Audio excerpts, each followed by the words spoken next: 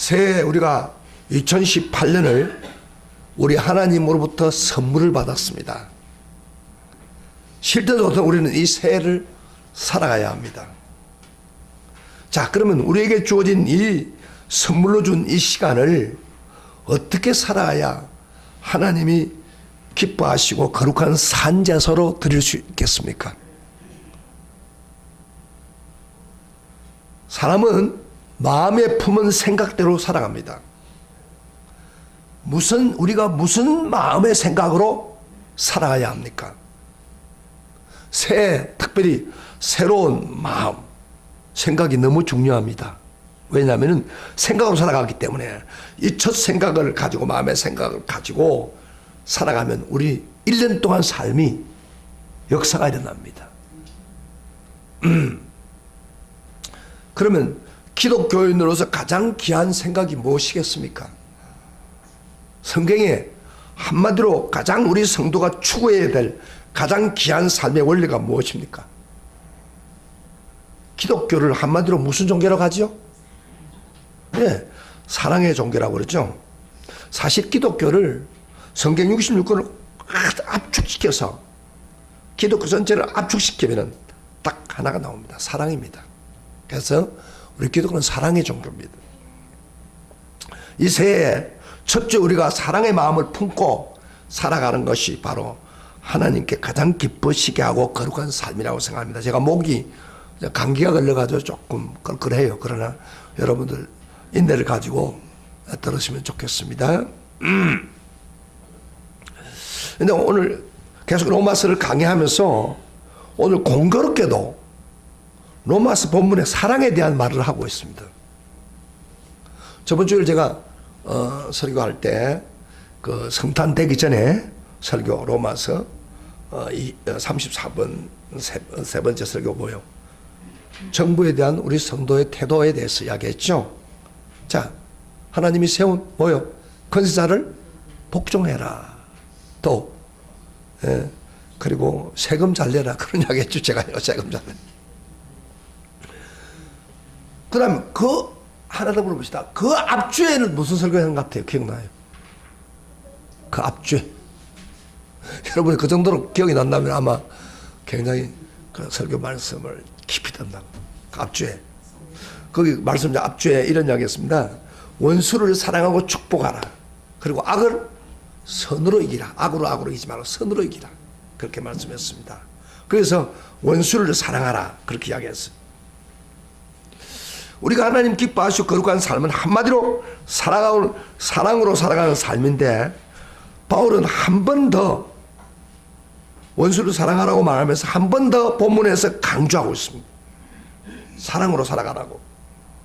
그래서 올해 첫 주에 사랑의 마음을 품고 평생 다 갚을 수 없는 사랑의 빚진 마음을 품고 살아가야 하나님을 기쁘시게 할 수 있습니다. 그래서 올해 목표가 뭐냐면 주보에 보면은 사랑으로 행하자. 따라합시다. 사랑으로 행하자. 그런 목표를 세워놨습니다. 놀라운 사실은 오늘 본문 3절밖에 안 되는 짧은 본문인데 이 사랑이 얼마나 중요한 것을 계속 반복해서 말하고 있습니다. 우선 무엇을 연결해서 사랑을 반복해서 강조합니까? 첫 번째로 사랑하는 사람은 율법을 다 이루고 율법을 완성한다는 말을 계속 반복하고 있습니다. 뭘 이야기한다고요? 사랑하는 사람은 율법을 이루고 율법을 완성한다는 거예요. 자, 8절 한번 다시 봐요. 오늘 본문 읽었던 8절 다시 한번 확인해 보세요. 피차 사랑의 빛 외에 아무에게든 아무 빛도 지지 말라. 읽고 난 후에 바로 뭐라 했어요? 남을 같이 읽어요. 남을 사랑하는 자는 율법을 다 이루느니라. 이렇게 사랑하면은 율법을 다 이룬다 그런 이야기예요. 그 다음에 9절 봐요. 9절에 보면은 가늠하지 마라, 살인하지 마, 또 쭉 하다가 그 다음 뭐라고 했어요? 제일 후반절에 가서는 내 이웃을 사랑하라는 하신 그 말씀 가운데 다 들어넣느라. 뭐가 다 들어간 거예요? 계명 행하고 있는 것들이 그 안에 다 들어있다 이 말이에요. 10절에 가서는 10절에 보서는 사랑은 이웃에게 악을 행하지 아니하나니, 그러면서 그 다음에 그러므로 다 같이 시작. 그러므로 사랑은 율법의 완성이니라. 그러니까 율법을 완성하는 것은 바로 사랑이라는 거예요. 계속해서 3절에 강조된 게 뭐예요? 반복되는 게. 한마디로 말하면 뭐예요? 표현은 각각 다르지만 모든 율법은 사랑을 가지고 행하면 다 이룰 수 있고, 그러면 사랑은 율법의 완성이라는 것을 강조해서 오늘 말씀하고 있습니다. 바울은. 여러분, 하나님이 왜 율법을 우리에게 주었습니까? 율법을 주신 목적이 뭐예요? 율법을 주신 목적은 하나님이 자기 자녀된 우리에게 거룩하게 살라고 주신 규범입니다. 그래서 율법의 핵심은, 사실은 율법 많지만은 핵심은 십계명이죠. 여러분, 십계명에서는 하나님 관계 지켜야 할 4가지 법하고 이웃에 대해서 지켜야 할 법 6가지로 구성되어 있습니다. 우리 예수님이 십계명을 설명할 때 이렇게 설명했습니다. 이 십계명의 핵심은 바로 한마디로 뭐요? 사랑이라는 겁니다. 그런데 어떤 사랑? 하나님과 관계의 사랑과 그 다음에 이웃 관계의 사랑을 이야기하고 있다고 우리 예수님은 이야기했습니다. 그게 하나님 사랑, 이웃 사랑을, 두 사랑을 압축해서 말씀하고 있는 거예요. 이게 율법이에요. 자, 한번 생각해 봐요. 하나님을 사랑한다고 하면 하나님을 마음을 다하고 뜻을 다하고 성품을 다하고 목숨을 다한다면은 십계명 1계명에 다른 신을 섬기는 것 할 수 있습니까? 우상을 만들지 말라는 거 할 수 있어요? 하나님 이름을 막는 데 부르지 말라 할 수 있어요? 안식일을 범하지 말라 할 수 있어요? 할 수 없는 거예요. 그러니까 하나님을 마음을 다해 사랑하면 4가지 계명은 자동적으로 행하는 거예요. 이해가 되죠? 무슨 말인지 알죠? 그런데 오늘은 본문에서는 하나님의 사랑에 대해서는 전혀 언급하지 않습니다. 이 말씀의 목적은 이웃 사랑하기를 사랑에 있기 때문에 그 이웃 그 5계명부터 시작해서 부모 공경하는 것부터 그 6계명을 이웃을 사랑하면, 내 몸같이 사랑하면 다 이룰 수가 있다는 거예요. 그걸 강조하고 있습니다. 여러분, 정말 이웃을 내 몸같이 사랑하는 사람이 자기 부모를 거역할 수 있습니까? 예? 이웃을 사랑하는 사람이 살인할 수가 있어요? 이웃을 정말 사랑하는 사람이 가늠할 수 있어요? 할 수 없어요. 이웃을 정말 내 몸같이 사랑한다면 뭐요? 정말 도둑질 할 수 있어요? 할 수 없어요. 그러니까 한마디로 여기서 이야기하면은 사랑하면은 이런 법을 다 지켜 사는 것과 똑같다는 거예요. 즉 사랑에 성공하면은 계명대로 산 사람이 되고, 사랑이 실패하면은 계명을 다 범하는 사람이 된다. 그렇게 말하고 있는 거예요. 좀 어려워요? 여러분 정신 딱 차리면 너무 중요합니다. 조그만 애들한테는 잘 안 되겠지만은 굉장히 많아요. 율법의 정신은, 율법은 우리가 사랑하면 다 행할 수 있는 거죠. 그래서 사랑과 계명 관계가 굉장히 얼마만큼 밀접한가를 예를 들어서 우리가 살펴봅시다. 본문은 4가지 이야기하고 있죠. 뭐 간음하지 마라, 살인하지 마라, 도둑질하지 마라, 탐내지 말라, 이렇게 예를 들어놨는데 제가 시간이 없기 때문에 2가지만 여러분 오늘 설교에서 언급하겠습니다. 첫 번째는 7계명이 뭐예요? 7계명. 간음하지 말라. 이 간음하지 말라가 오늘 우리에게 심각한 문제입니다. 그래서 이걸 어떻게 사랑으로 간음하는 것을 극복할 수 있을까? 그 부분하고, 그 다음 6계명이 뭐예요? 살인. 살인 문제도 오늘날 심각합니다. 그 2가지 문제를 제가 좀 다루겠습니다. 여러분, 간음이 무엇입니까? 간음을 정의해야 됩니다. 뭐 남하고 성적 부득하게 성관계를 가진다, 그렇게 하는데 사실 간음은 범위가 높습니다. 성경에는 마음으로 부정한 음욕을 품는 데부터 이것도 간음이에요. 시작해서 남녀 간에 허용되지 아니한 성관계까지 모든 행위를 다 포함해서 간음이라고 그렇게 씁니다. 그러니까 음욕을 품고 있을 때 그것도 간음이라는 거예요. 지금 우리 사회는 성도덕이 문란하고 태폐풍조가 만연합니다. 지금 이 문제를 가지고 새삼스럽게 설명한다면 여러분 우습게 보일 정도로 성적 타락이 생활 구석구석에 널려져 있습니다. 우리 사회는 성적 타락으로 막 가는 세상이 되었습니다. 여러분요, 외국 사람들은요, 한국을 볼 때에 우리가 한국을 보는 것보다도 더 성적으로 타락한 곳이라고 그렇게 생각합니다. 그래서 뭐요? 기생노릇 하러 가려면 한국으로 오는 거예요. 일본 사람들이.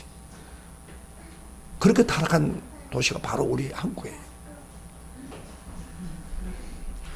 우리 예수 믿는 사람들은 그런 거 뭐 관계 크게 안 하니까 못 느끼는데 아주 부패하고 음란에 가득 찬 곳이 바로 오늘 우리 세대입니다. 오늘 이 세상입니다. 근데요, 이렇게 간음이 심하면은 반드시 망할 수밖에 없습니다. 자, 역사적으로 이야기해 볼게요. 인류 전체 문명의 변천사를 지금까지 어떤 문명이 지나가는가를 어떤 학자들이 보니까 88개의 문명이 생겼다가 번성하고 쇠퇴하고 몰락하는 과정을 거쳐 오늘에 이르렀다는 겁니다. 그런데 이와 같은 흥망성쇠의 과정을 연구 분석한 역사학자들의 말에 의하면은 어느 문명이든지 쇠퇴기에 접어들면 비슷한 공동 현상이 생깁니다. 문명이 쇠퇴기 안 하면은 그게 뭐냐면은 가장 먼저 가정생활이 붕괴된답니다. 그리고 가정생활이 붕괴되니까 자연히 이혼이 다반사되고 성개방으로 인해서 도덕적으로 굉장히 몹시 성적 타락한 사례가 된다는 겁니다. 그러고 난 후에 그 문명이 망하는 거예요. 무슨 사실이에요? 88개 문명이 몰락될 때마다 공통도 나타나는 게 바로 말기의 현상이 성적 타락이라는 거예요. 여러분 우리가 살았던 성경에도 보면 뭐예요? 소돔 고모라서 뭐예요? 왜 망했어요? 성적으로 타락한 거예요. 천사를 보고 말이야 호모섹스 하려고 모여들었던 거 아닙니까? 그리고 우리가 예를 한번 들어보면 하루 강대한 로마가 천년이란 세월에 강한 나라지 않습니까? 이 나라가 왜 망했습니까? 밖으로 볼 때는 주변에 변방의 나라가 쳐들어와서 망했다고 그러죠. 그러나 인류학자들, 역사학자들에 의하면 한마디로 로마가 성적으로 최악으로 달려갔기 때문에 망했다는 겁니다. 그래서 로마에 있는 가정들은 완전히 가정이 붕괴되기 때문에 이구동성으로 이야기를 합니다. 그러고 난 후에 로마가 망한 거예요. 천년이란 그 긴 세월 동안 강력한 나라가. 오늘 우리 현대문화도 마찬가지입니다. 과거 몰락한 기록 걸어가고 있는데 그대로 답습하면 우리도 망합니다. 여러분 우리가 성적으로 깊이 타락하면요, 그 나라를, 그 문명을 하나님이 멸망시켜 버립니다. 지금 한국이 얼마나 성적으로 타락되어 있다는 것은 우리가 알아야 됩니다. 여러분 인간 본능 속에 숨어있는 성적 충동은 화약 같습니다. 화약 알죠? 화약이 폭발하는 화약. 그런 표현을 했는데 이 화약을 잘 쓰면 위험하지만 잘못 쓰면 대단히 위험한 것입니다. 너무 위험하기 때문에 하나님 그걸 알고 하나님은 성을 결혼이라고 하는 단피 속에다가 넣어서 뚜껑을 봉해 놓았습니다. 그러니까 성적으로 더 타락하지 않기 위해서 결혼이라는 단피에다 봉해 놨다고. 그러나 일부 현대인들은 그 뚜껑을 뜯어가지고 그 화약을 뜯어가지고 내놔서 폭발시켜서 속이 시원한 사람들이 있다는 겁니다. 적지 않은 사람이 자기 성적 욕망을 통제하는 능력을 점점 잃어가고 있습니다. 그래서 오늘날 여러분 신문지상에 보세요. 성폭행, 성추행 얼마나 많습니까? 제자들 사이에 성폭행이고 성추행이 생기고, 회사 상하관계에서도 성폭행. 여러분 좀 이런 말 좀 해서만 트럼프. 미국 대통령 트럼프 맞죠? 트럼프가 보고 트럼프한테 당한 사람들이 많다고 해가지고 여자들이 막 일어나잖아요. 이 정도로 성적으로 타락됐다 시대가.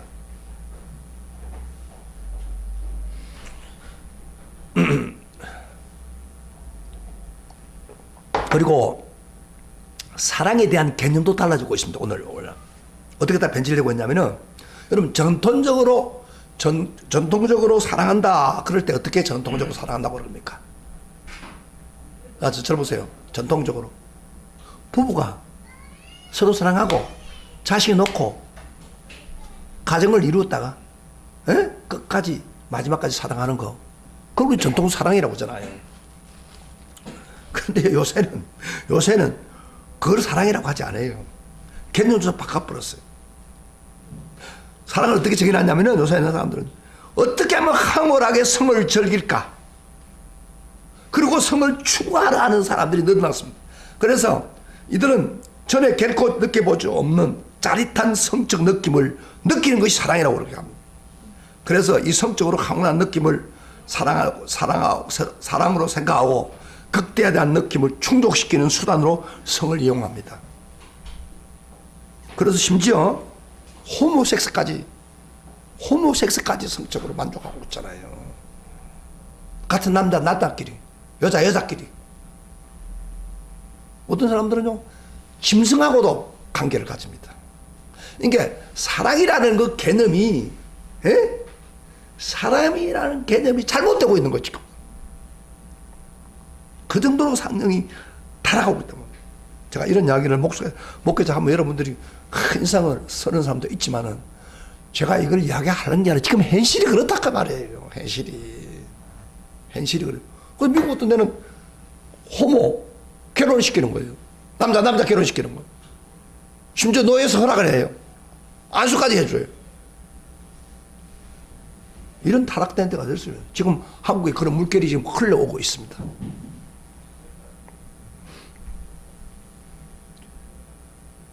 그래서 이게 성적으로 다른 사람의 성을 자기 만족의 도구로 사용하다 보니까 순전하고 힘없는 학생들까지도 성폭행을 하면서 아무 가책도 없는 거예요. 이게 사랑이에요? 성적 만족이 사랑이에요? 아닙니다. 성경은. 오늘날 이런 사람들이 현대에 자꾸 늘어나고 있습니다. 성적 범죄는 한 사람의 인격만 파괴할 뿐 아니라 그 가족들에게 말할 수 없는 상처와 고통을 안겨주잖아요. 우리 하나님 말씀대로 이웃을 자기처럼 사랑한다면 우리는 간음을 할 수 없습니다. 정말 이웃처럼 자기처럼 사랑하는 사람은 상대방을 성의 회롱거리로 만들지 않습니다.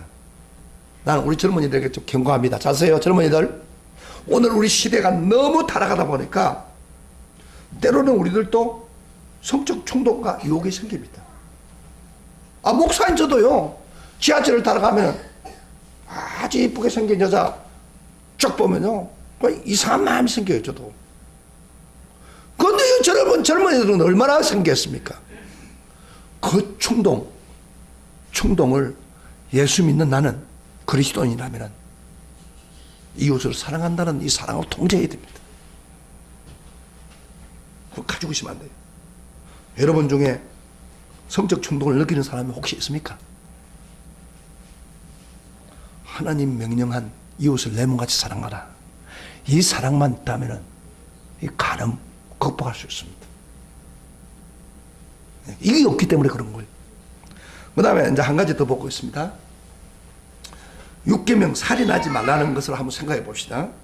성경에 살인하지 말라는 말은 이웃 사랑과 무슨 관계가 있습니까? 살인은요, 남을 죽이면은 인간은 가장 귀중한 재산인 생명을 빼앗는 것과 똑같습니다. 다시 돌려받을 수 없는 생명을 손해끼치는 거예요. 하나님의 형상을 파손하는 거예요. 그래서 살인은 굉장히 나쁜 겁니다. 근데 성경은 살인을 이렇게 말합니다. 꼭 칼로가 죽여야만 살인하는 게 아니고 마음에서 미워하는 데부터 시작해서 바로 살인이라는 겁니다. 마음에 미워하면 벌써 그때부터 살인이 되는 거예요. 생명을 헤아르는 업무, 심지어 죽이는 행위까지 다 포함된다는 거예요. 성경에서 말하는 사람이에요. 제가 한번 성경 볼까요? 성경에 정말로 사람을 미워하면 살인하고 이야기합니까? 하고 있습니다. 우리 성경 다 찾아보세요. 마태복음 5장 21절부터 22절, 로마서 놓고 마태복음 5장 21절부터 24절. 예수님이 말씀했습니다. 예수님이 말씀했어요. 자, 같이 읽어봅시다. 마태복음 21장. 살인은 뭐요? 사람을 죽이는 거 아니라 마음으로 미워하는 데부터 살인이 시작되는 거예요. 자, 다 같이 읽겠습니다. 시작. 옛사람에게 말한 바 살인하지 말라. 누구든지 살인하면 심판을 받게 되리라 하였더라. 너희가 들었으나 나는 너에게 이르노니 행제에게 노하는 자마다 심판을 받게 되고 행제에 대해서 나가라 하는 자는 공의에 잡혀가게 되고 미련한 놈이라 하는 자는 지옥불에 들어가게 되리라. 그래서 이거 성경을 읽으면서 이 부분에 오면요, 이 무슨 말인가 이해가 안 되는 부분이에요. 제가 설명해 드릴게요. 자, 성경을 보세요. 이게 굉장히 중요한 성경. 여러분 성경 읽으면서 이게 잘 딱 걸려요. 먼저 설명해 드릴게요. 우리 예수님은요, 옛사람에게 말한 바 살인하지 말라. 이건 옛사람이 뭐냐면 장로 유전들입니다. 장로로 유전부터 온 그런 것을 살인하면 심판한다는 말을 내가 들었으나 22절에 우리 예수님은 한 걸음 더 나아가서 살인을 더 깊게 넓게 말씀하고 있습니다. 행제를 마음으로 미워하는 것을 살인하고 말합니다. 그래서 이렇게 말합니다. 노하는 자마다 심판을 받게 되고. 노한다. 이게 노하는 뭐예요? 헬라 말로 오르게라는 말입니다. 오르게. 이거는 뭐냐면 뿌리 깊은 분노를 가슴에 품고 미워하는 것. 이걸 노하는 자다 그럽니다. 그러니까 분노를 가지고 미워하는 것 자체가 뭐래서 살인이기 때문에 심판을 받게 된다. 그런 이야기예요. 그 다음에 조금 더 보세요. 조금 더 나갑시다. 그 다음에 행제를 나가라 하는 자는 공의에 잡히게 되고. 무슨 말이에요? 나가라는 말. 나가라! 그런 말이 그거 아니에요. 나가. 이 뭐 그저 원어로 그대로 써놨어요. 나가라고 하는 말은 행제를 마음으로 깔볼 때 멸시하는 욕설입니다. 유대인들이 나가! 그러면 욕설이란 말이에요. 그러니까 멸시하는 욕설. 그 다음 또 보시다. 또 미련한 놈이라는 자는 지옥불에 들어가게 되리라. 미련한 놈이라는 원어는 모래라는 말인데, 헬라 말로.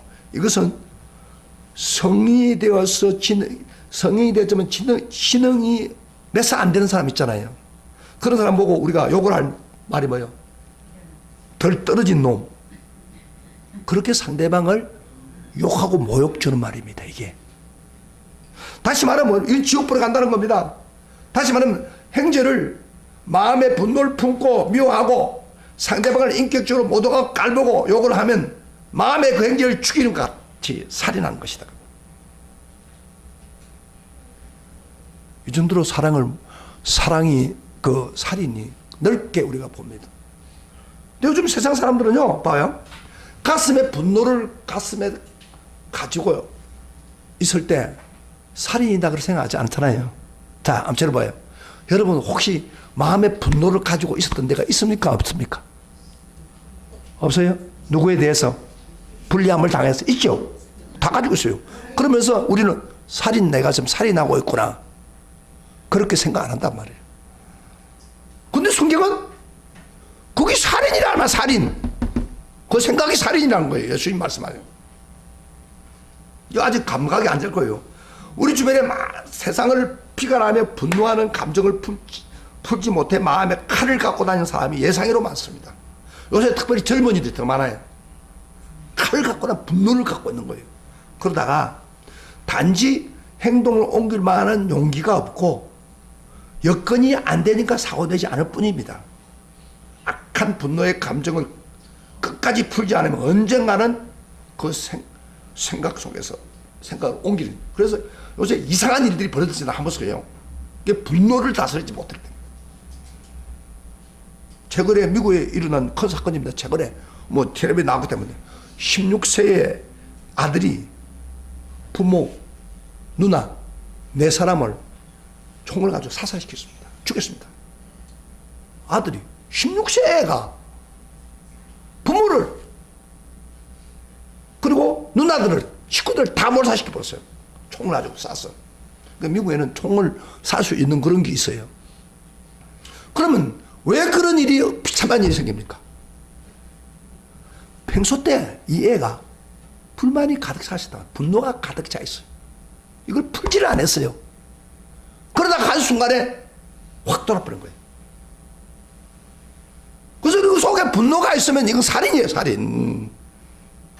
여기서부터 끊어야 돼요, 성경은. 그래서 성경은 그렇게 말하고 있는 거예요, 지금. 오늘 무서운 사실은 우리가 사는 세상에 도저히 있을 수 없는 끔찍한 일들이 번번하게 일어납니다. 어떤 특정인에만 범죄하는 게 아니라, 아니, 평범하게 순한 사람인데 이상한 짓을, 아주 나쁜 짓을 하게 되는 거예요. 왜? 우리 마음에 품고 있는 미움을 다스리지 못하고 어떤 순간에 도발적으로 일어난다. 이게 살인이 무슨 거예요? 언제 무슨 일이 벌일지 몰라요, 사실은. 그래서 어떤 사람들이요, 술 먹고 난 후에 운전대에 앉았어. 술 먹고 운전 안 놓고 간접 살인입니다. 여러분, 난 괜찮다고 술. 여러분 생각해봐요. 여러분 운전을 아무리 잘해도요, 술 먹은 사람이 술 먹고 중앙대로 쳐들어오면 피할 수 있어요, 없어요? 피할 수 있어요, 없어요? 여러분 운전 아무리 잘해도요, 깜짝스럽게 저쪽에서 앞에 오던 차가 중앙선을 넘고 뛰어들어오면 피할 길이 없습니다. 살인시키는 살인과 똑같아요. 지금 이건 간접살인이에요. 절대 하면 안 됩니다. 술 먹고 운전하다가 사람 죽인 사람 얼마나 많아요.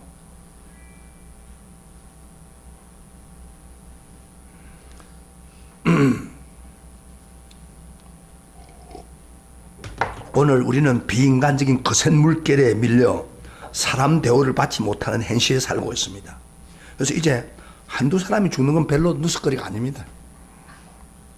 생명에 대한 경외심이 점차적으로 사라집니다. 생명의 존엄성에 대한 관심이 없었습니다.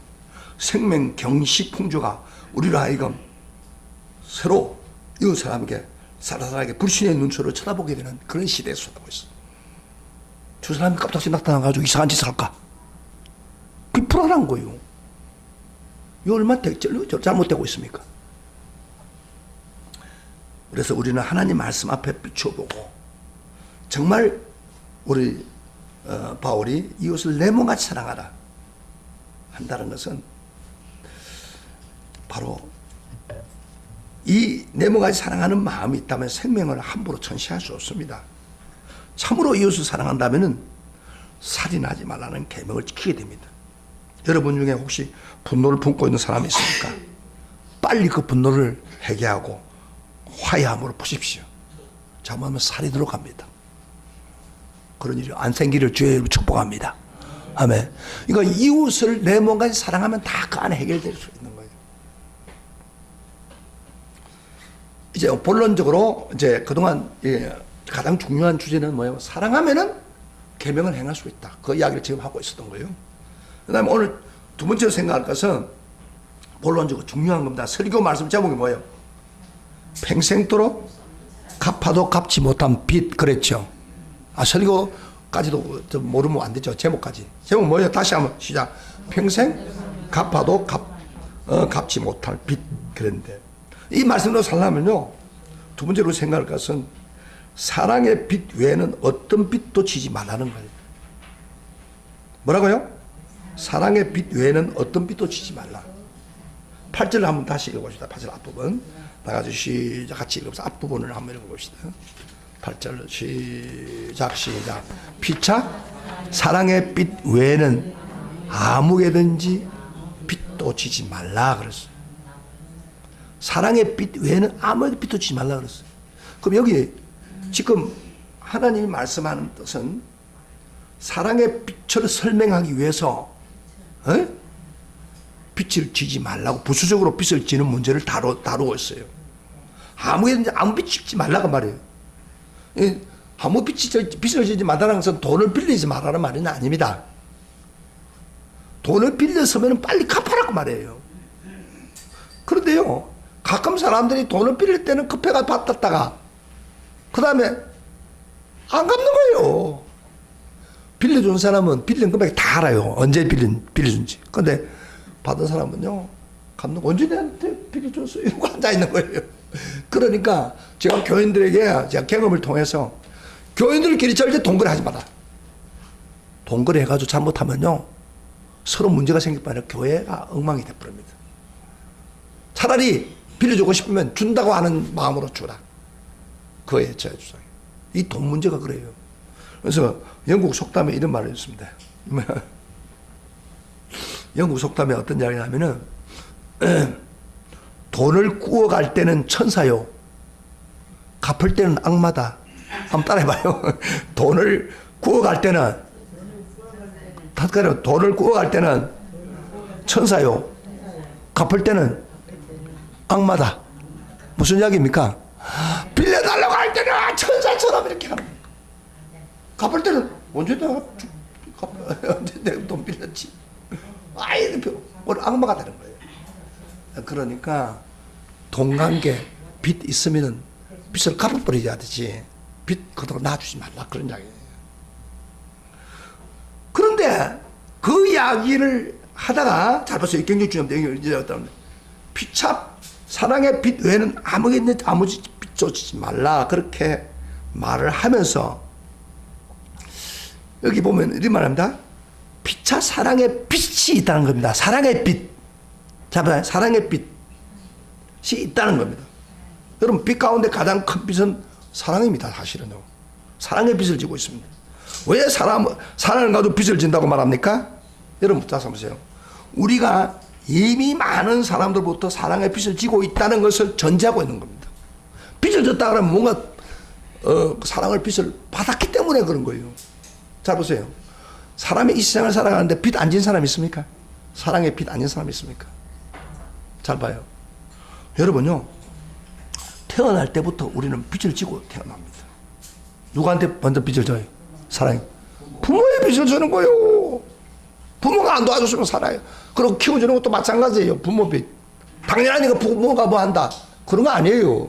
요새 뭐 자녀들 뭐 어떤 시골에 보니까 막 애를 밟아가 죽이는 경우도 있던데 막 부모가 그런 나오잖아요. 그런데 꼭 부모가 해줘야 된다는 법은 없어요. 그러나 어쨌든 부모가 그 어린 애를 잘 키워서 낳고 그리고 한 거, 벌써 우리 빚을 지은 거예요. 따라합시다. 나는 우리 부모에게 사랑의 빚을 졌다. 아멘. 그런 거예요. 그리고 부모의 사랑만 빚을 집니까? 여러분 잘 보세요.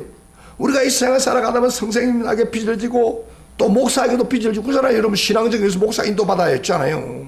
그러니까 많은 사람들에게 빚을 지고 살아갑니다. 사실은요. 내가 혼자 독불하고 살아가는 게 아닙니다. 절대. 말씀해요? 그러니까 우리는 모든 사람에게 사랑의 빚을 지고 살아가고 있는 거예요.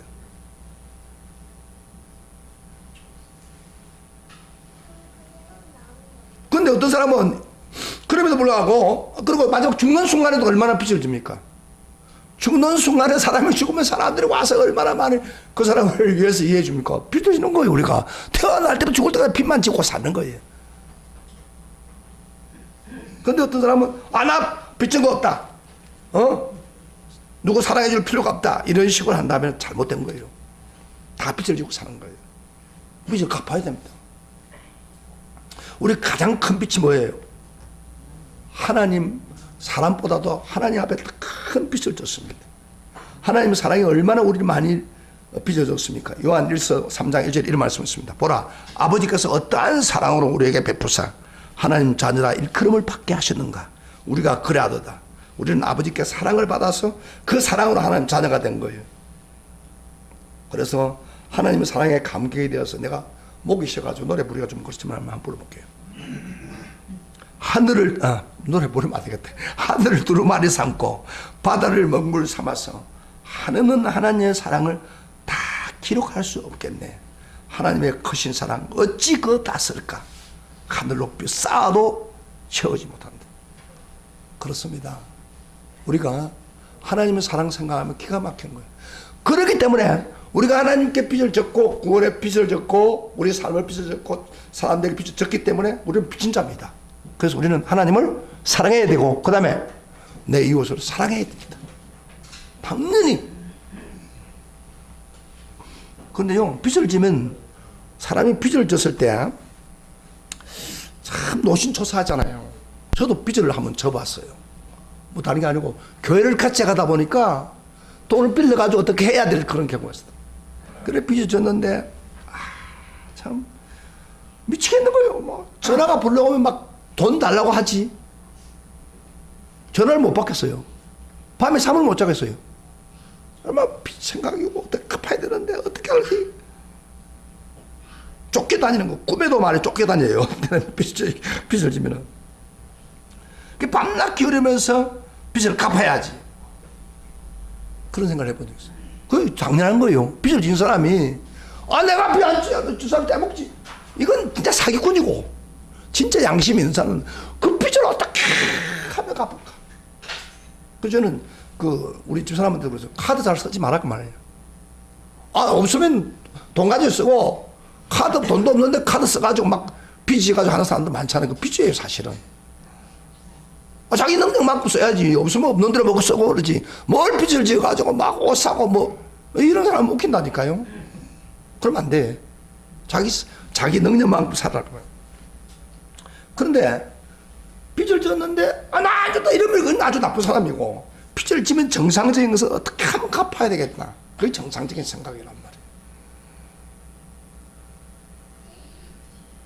우리는 사랑의 빚을 진 채무자입니다. 따라합시다. 우리는 사랑의 빚을 진 채무자다. 그 빚을 갚아야 될 사람입니다. 그럼 우리 어떻게 생각하고 살아야 됩니까? 눈만 뜨면 어떻게 사랑할까? 눈만 감으면 사랑 못한 사람 얼굴이 눈앞에 떠올라요. 밤낮 사랑을 해야 되는 생각이 떠나면 안 됩니다. 마치 빚을 갚아야 되는 것처럼. 서로 어떤 사람이 나에게 섭수한 일을 했을 때 내가 사랑을 덜해서 그렇구나. 더 사랑했더라면 저 사람이 저렇게 안 할 텐데. 빚진 사랑을 갚을 빚진 마음으로 사는 거예요.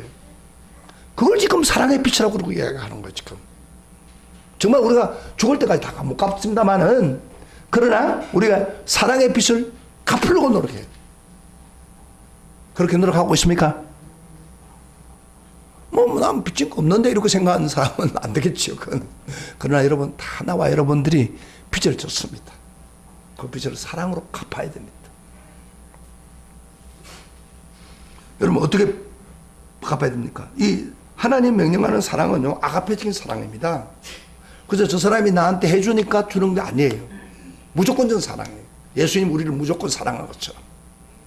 그리고요 하나님 우리에게 요구하는 사랑은 감정적인 게 아닙니다.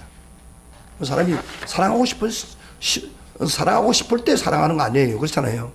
그런데 성경은 내 이웃을 내 몸과 사랑하는 말은 감정이 아닙니다. 의지입니다.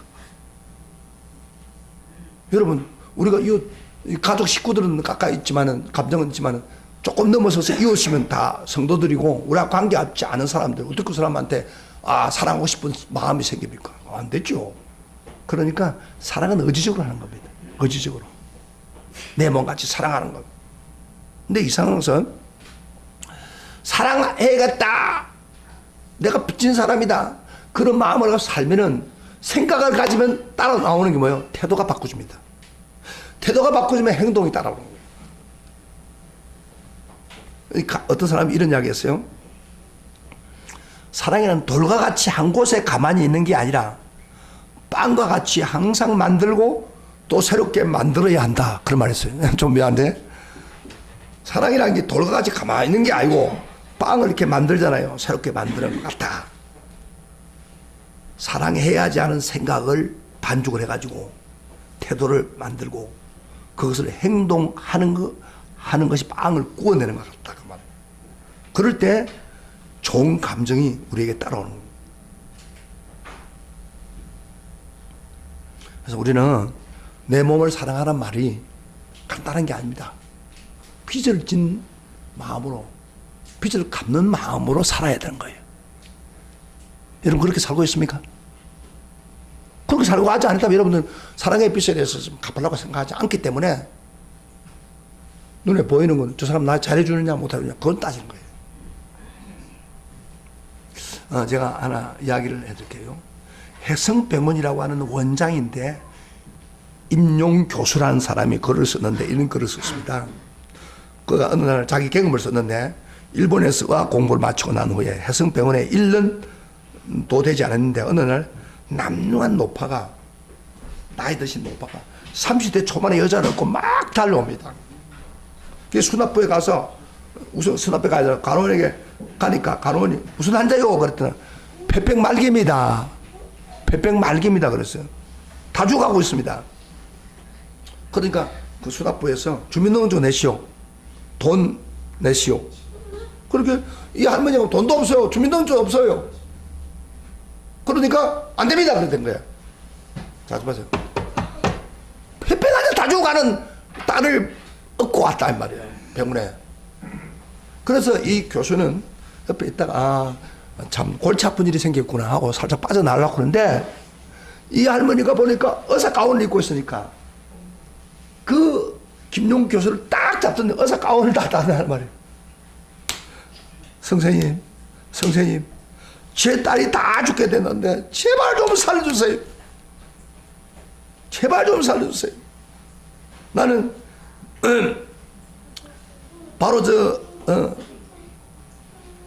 못 사는 동네에 살고 있는 사람, 난지도 주민인데 아무 가진 것이 없습니다. 내 딸 지금 죽어가고 있으니까 살려달라고 막 소리 지르는데 김용 교수는 그 순간을 박차고 저 괜히 걸렸다 골치 아프다고 탁 돌아서려고 하는데 갑작스럽게 그 노인의 얼굴이 예수님 얼굴로 바꾸지는 겁니다.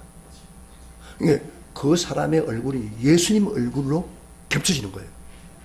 이 교명장을 가는 게. 그러면서 하는 말이 내 이웃을 내 몸같이 사랑하라 하는 주님의 음성이 들려왔습니다. 주님의 음성이 들려왔단 말이에요. 지금 그 환자를 보면서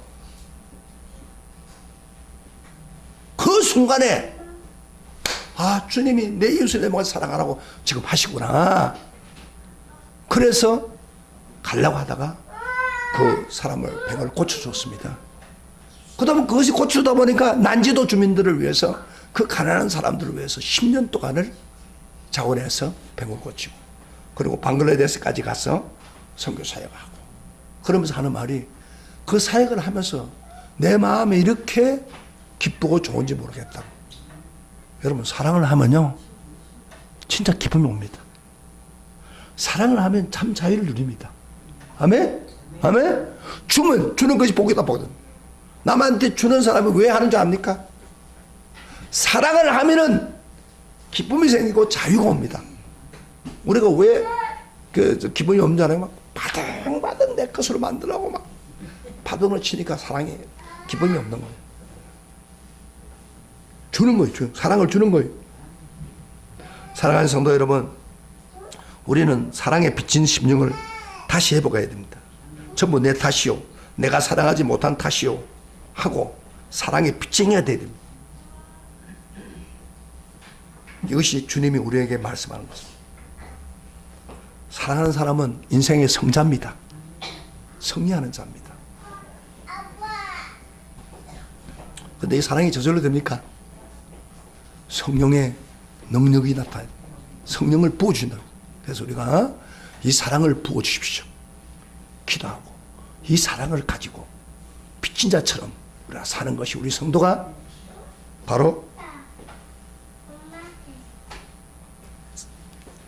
기뻐하시고 하나님 기뻐하시고 거룩한 산 제사로 드리는 삶입니다.